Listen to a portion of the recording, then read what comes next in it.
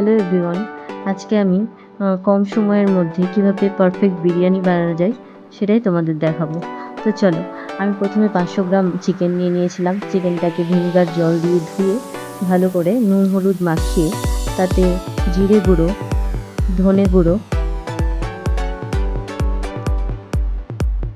এভারেস্টের বিরিয়ানি মশলা এবং টক দই দিয়ে ভালোভাবে মাখিয়ে নেব।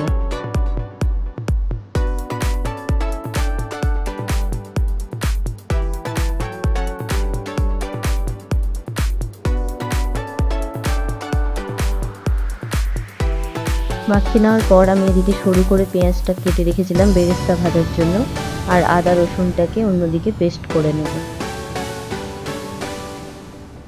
আদা রসুনের পেস্টটা মাংসের মধ্যে দিয়ে পেঁয়াজের বেরেস্তা এবং বেরেস্তার যে তেলটা রয়েছে সেটা 2 চামচ দিয়ে মাংসটাকে আরেকবার ভালোভাবে মাখিয়ে নিতে হবে।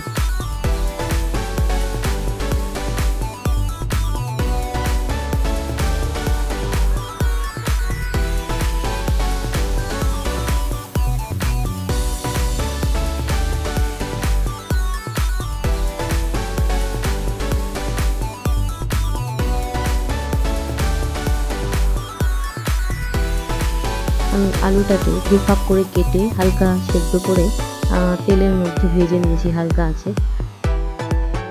ভেজে নেওয়ার পর সেই তেলেই একটা তেজপাতা, একটা করে গরম মশলা অর্থাৎ দারচিনি, এলাচ, লবঙ্গ দিয়ে আমি ম্যারিনেট করা মাংসটা দিয়ে কষিয়ে নিয়েছি 10-15 মিনিট। তারপর আমি বাসমতির চাল নিয়েছিলাম, সেটাকে 1 ঘন্টা আগে ভিজিয়ে রেখে জলটাকে ভালোভাবে ফুটিয়ে লবণ এবং বিরিয়ানির গোটা গরম মশলা এবং তেজপাতা দিয়ে ভালোভাবে রাইসটাকে 80% মতো কুক করে নিয়েছিলাম। তারপর একটা পাত্র গরম করে তাতে ঘি ব্রাশ করে রাইসটাকে প্রথমে ভালোভাবে ছড়িয়ে নিতে হবে। এর মধ্যে হালকা লবণ, বিরিয়ানি মশলা ছড়িয়ে নিয়েছি। আমি দুধের মধ্যে কেশর ভিজিয়ে রেখেছিলাম প্রথমে, তো কেশরটা ভালো মতো করে রাইসের মধ্যে দিয়ে দিয়েছি যাতে রাইসের কালারটা খুব ভালো মতো করে আসে। সেটা আরেকবার দিয়ে আমি গোলাপ জল, কেওড়া জল এবং মিঠা আতরের একটা মিশ্রণ বানিয়ে রেখেছিলাম, সেটাই হালকা করে দিয়ে নিয়েছি। দিয়ে নেওয়ার পর আরেকবার যে আমি চিকেনটা কষিয়ে রেখেছিলাম সেই চিকেনটাকে একটা একটা করে ভালোভাবে সাজিয়ে নিয়েছি।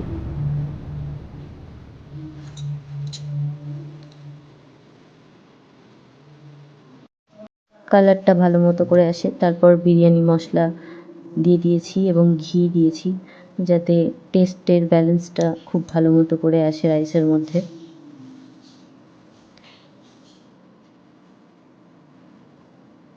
তারপর আবার একটু লবণ দিয়ে দিয়েছিলাম। লবণ দেওয়ার পর আমি আবার কেশর ভেজানো দুধ, ঘি, বিরিয়ানি মশলা এগুলো আরেকবার ছড়িয়ে নিতে হবে।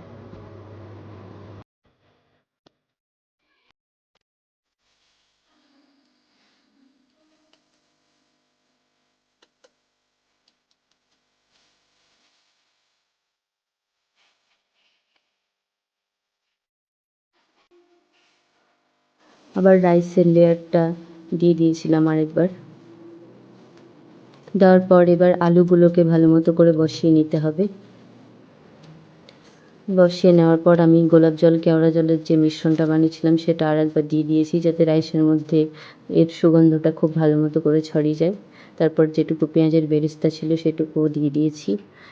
এরপর কমপ্লিট করে একটা তাওয়া 15 মিনিট গরম করে হালকা লো ফ্লেমে আমি এই পাত্রটিকে বসিয়ে দিয়েছিলাম দমে দেওয়ার জন্য।